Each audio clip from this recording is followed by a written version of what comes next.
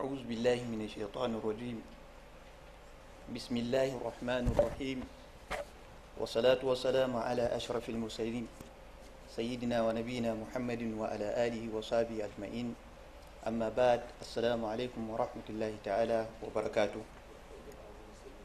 Mr. Chairman, sir, my co-presenters, invited guests, Assalamu alaikum wa rahmatullahi ta'ala wa barakatuh. I thank Almighty Allah for giving me the opportunity to stand before you at this moment and for the foundation to invite me to present my modern contribution on the studies of Nursi world over. Today, I'm humbly standing before you to present my paper with the topic Islamic Distributive Justice as a Panacea to Social Inequality, the NURSI'S perspective. Though this is an aspect, part of my general work, which I am now undergoing under the theme and comparative study between the ideas of Sheikh Usman bin Fodi, that is one of our respected scholar, and that of Said Nursi on the concept of adl. My paper will be presented, inshallah, as follows. That is the outline of the presentation. It begins with the introduction, distributive justice, the conceptual basis, Bediuzzaman Said Nursi and his peculiarities as a social analyst, social inequality and distributive justice, Islamic principle of Islam, distributive justice, the NURSI'S approach, then finally conclusion. I will begin with an introduction. The paper begins by stressing the meaning of Islam, that Islam means submission and total adherence to the commands of Allah without objection. Islam, as a code of life, advocates compliance to its schemes which have been enshrined in the glorious Quran. Justice is believed to be part of the theme which Islam has called upon, and it is commanded and occupies a highly respected place in the glorious Quran. It is no doubt that throughout the history of Islam, Islam persists that despite the differences, all humans are equal and at the same time entitled to equal social rights and liabilities. But with the passage of time and the coming of modernity and the advancement in the history of man, man began to develop certain institutions, schemes, and policies with which his life will be guided to. But unfortunately enough, those policies and schemes fail to solve many social problems of man. Bediuzzaman Said Nursi was considered or is considered as a modern thinker in various fields, particularly in social aspect. He extensively throughout his Risale-i-Nur explained the meaning of justice, portrayed the position and significance of distributive justice, and its importance in removing social inequalities within the human societies. Therefore, the objective of this paper is first of all to examine the concept, goal, principles of distributive justice in Islam, to emphasize the relevance of ideas of Sheikh Ustaz Bediuzzaman Said Nursi in the development of Islam in the modern time, and finally to show the comprehensive and universal nature of Islam and its importance in human existence. First of all, I will begin with the first topic, that is the conceptual basis. Distributive justice is an aspect of social life that teaches about fairness in what people receive from goods and liabilities. But specialists have defined the concept of distributive justice as an aspect of life that deals with distribution and allocation of resources ranging from rights, privileges, liabilities, based on the principles agreed by the Sharia of Islam. Distributive justice with the above meaning has equally been stressed or addressed in the glorious Quran in various verses. When we take the verse, for example, in Surah Al-Hujurat, Allah clearly explained, وَإِن طَائِفَتَانِ مِنَ الْمُؤْمِنِينَ اقْتَتَلُوا فَأَصْلِحُوا بَيْنَهُمَا وَإِذَا حَكَمْتُمْ بَيْنَ النَّاسِ أَن تَحْكُمُوا بِالْعَدْلِ وَأَقْسِطُوا إِنَّ اللَّهَ يُحِبُّ الْمُقْسِطِينَ. That the last aspect of the verse is explaining that you, all Muslims, in whatever you will do, try to abide by the moderacy, that you have to serve with justice. In other verses in the glorious Quran, particularly in Surah An-Nisa, Allah explained, particularly where He says, when you are to take care of the property of the deceased, you have to handle it with justice. With this explanation of the glorious Quran, it becomes clearer that distributive justice has a position in the glorious Quran. This indicates that the central point of social justice that aims at fashioning an Islamic system in which each member of a society can have enough income to satisfy his or her individual needs. Now coming to the biography of the Sheikh Usman bin Fodio and what distincts him to become a social analyst. It is believed that Bediuzzaman was born in 1877 in the village of Nur in Tbilisi. He started his education at the early age of his life and studied under many renowned scholars of his time. Nursi was said to have awaked with the challenges facing the Muslims that burned the zeal of his struggle in fighting to save Islam and the Muslims. After careful study and extensive memorizing of the many Islamic books, the Sheikh is said to have explained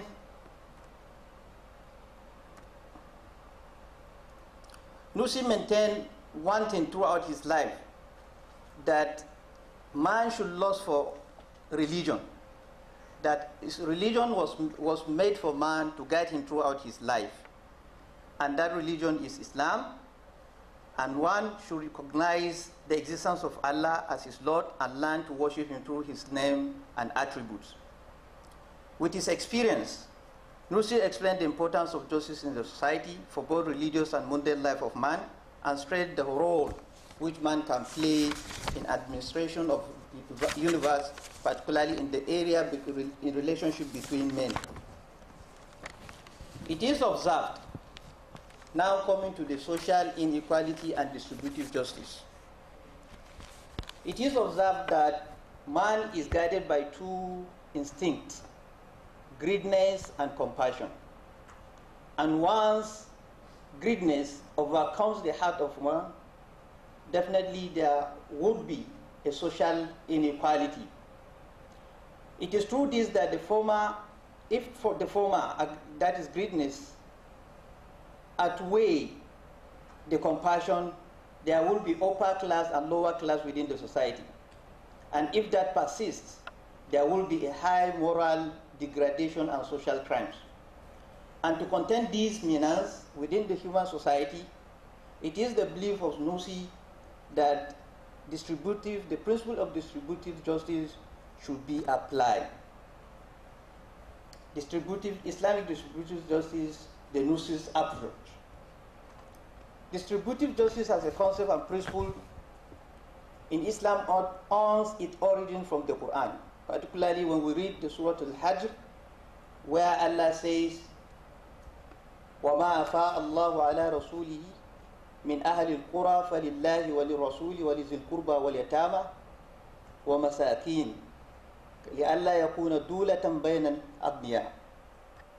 This aspect of the verse was believed to be the basis and the position in which Islam has based its principles of distributive justice.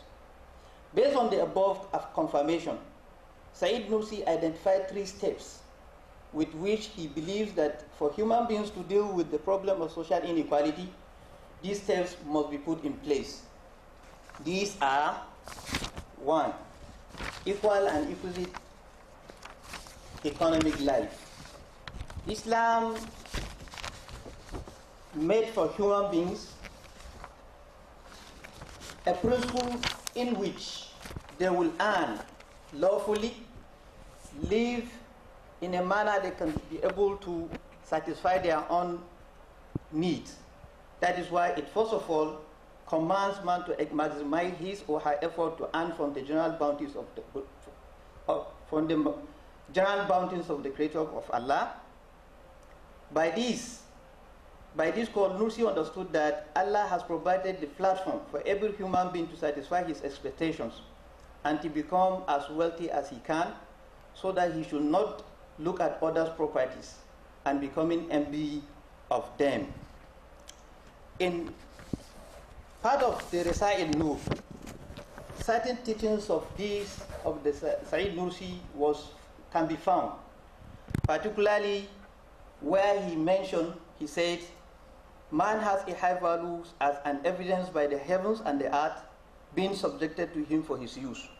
This particular aspect of the Risale-i-Nur indicates that Allah has made the heavens and the earth and what is between them for man to exhibit his effort so that he can earn from them. He also believes that this principle of Islam that can give encouragement ensure the smooth flows of Allah's wealth, thereby mitigating social imbalance. This aspect of it you can find in the part of the Risale-i-Nur where he said, the being, that is Allah, that administers this cosmos, perceives all things in order and balance. Order and balance are manifestation of knowledge and wisdom, of will and power. For we see that substance of every created object is fashioned in well order and symmetrically fashioned, not only in each of the forms, it changes throughout its life well ordered. But the totality of this form is also marked by the same orderliness. This, you can see, from this one can quickly infer how exquisite Islam has fashioned the smooth flow of Allah's wealth and bounty to his creatures, protected with an excellent rules to ensure balanced distribution among each without discrimination and injustice. And this, according to Nursi, is the first step took by Islam as a religion that calls for fair distribution and establishment of equity and justice in human society. The second step, believed by Said Nursi, Islam adopt in mitigating social inequality is autonomous financial institution. To ensure social inequality, Nursi believes that Islam has established certain financial institutions that by themselves enough to deal with the issue of social inequality existing in the human society. These institutions can include the institution of zakah, that is almsgiving, mirath, inheritance, waqf, Islamic charitable trust, sadaqah, charity, among others. In order to prove this assertion, you can find in various aspects of the Risale-i-Nur where he extensively explained. For example, he gave example in the aspect of the institution of zakah. He said zakah is a bridge. The Muslim helps his brother to pass over it. For it is the means enjoined by religion where people may assist one another. Indeed, it is a highway in the ordering of the human society, and a link or artery by which the substance of life may flow between its members. This is the words of Said Nursi. Having this in his mind, he not only mentioned the theoretical aspect of it, but also observed what is within his society. And he found that there are two categories of people. For one, they say, once my stomach is full, I care if others die of hunger. While the other says, you work and I eat. These create a wide gap between these two classes of people. But for him to ensure that zakat has the ability in mitigating such kind of thing, he says, zakat is most essential spot of happiness, not merely for individuals and particular society, but for all humanity. There are two classes of men, according to the Nursi, the upper classes and the common people. It is only zakat that will induce compassion and generosity in the upper classes toward the common people. and respect and obedience in the common people toward the upper class. In the absence of zakah, the upper classes will descend on the common people with cruelty and oppression. And the common people will rise up against the upper classes in rancor and rebellion. There will be a constant struggle, a persistent opposition between the two classes of men. You see, Said Nursi has clearly explained the importance and significance of zakah in mitigating social inequality. While recognizing the effectiveness of this institution, he also explained extensively the position of zakah as intended purpose of the Sharia. It is the pillar of Islam, one of the qualities of the elite, which should earn them modesty and compassion. It is a means of reconciliation between the classes of society by drawing them more closer to one another and narrowing the wider gap that exists between them. Giving another example on this autonomous financial institution, he also gives example of inheritance. Inheritance as an institution has the ability of mitigating social inequality. He said in one of the passages of the Risale-i-Nur, particularly in the inheritance of a mother, he said, to deprive a mother who is the bearer of such honorable, lofty truth of a property of her child is an appalling injustice, a savage love of respect, a compounded wrongful insult, and ingratitude for bounties that causes the divine throne of mercy to tremble and add poison to a brilliant and beneficial cure of social life. You see how Said Nursi described the ability of the institution of zakat also in helping to narrow down the wider gap that exists between the social class of a human society. This aspect of Risale-i-Nur justify the aim of Islam concerning the involvement of members in the economic growth of a society by allowing the flow of wealth to all for the maintenance of its unity and social tranquility. It boldly explained that to deprive even a woman the right apportioned to her by her creator is a gross injustice which Islam has vehemently condemned just for its social ramifications. But to operate according to the rules of institution by giving each, irrespective of age, gender, his or her due share of wealth, that is the essence of social justice, which distributive justice aspires to maintain. And that, according to Nursi, is a pure truth and pure justice. Therefore, this as an example was said to have explained the effectiveness of this autonomous financial institution instituted by Islamic religion in narrowing down the wider gap that exists between the classes of society. This is the essence of these institutions. Moving to the last step, that is which I term as preventive measures according to the Said Nursi. He believed that Islam has put in place certain prohibitions such as usury, taking interest, corruption, and extravagance. These have the capacity in creating class society. But if these provisions have been adhered to, definitely there will be no social classes, or the existence of social classes will be minimal. He also clarified that the reason for Islam to take such measures is to remove any economic barrier that may exist and to create an enabling environment for everyone to satisfy his or her need. In part of the Risale-i-Nur, he categorically says, the order of the society is dependent on there being no vacuum between the classes of the people. But because of the provision of usury and interest have been neglected, a yawning gap has been opened up between the classes. This is his words. Basing this statement as a ground for argument, Nursi foresaw the persuasive consequences of a human factor in diverting the economic system of a society by selecting few, thereby secluding the whole section of it from contributing and satisfying their manhood needs in favor of their selfish aggrandizement. But he is fully convinced with the effectiveness of these preventive measures put in place by Islam, this situation will be minimal in human society.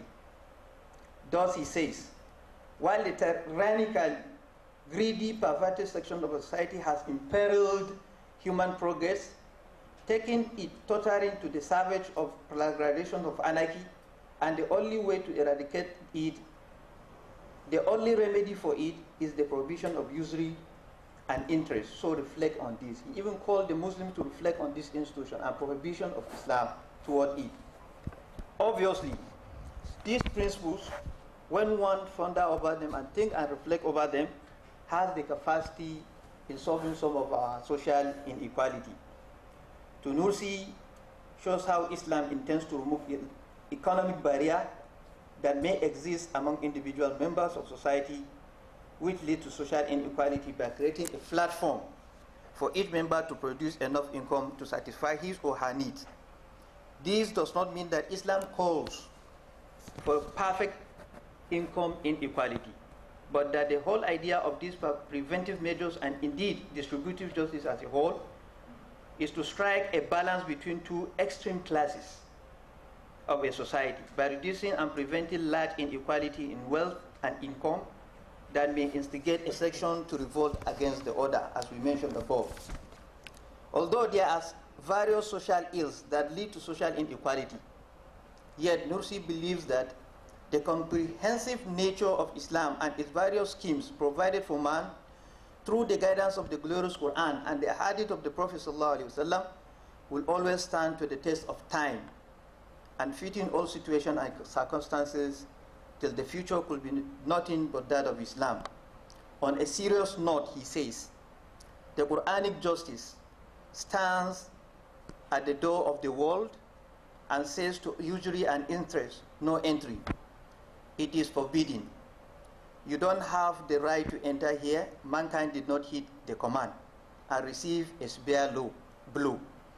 Particularly we in Africa, we have been seeing this, and it becomes a retard to our own development, and there is a serious existence of social inequality.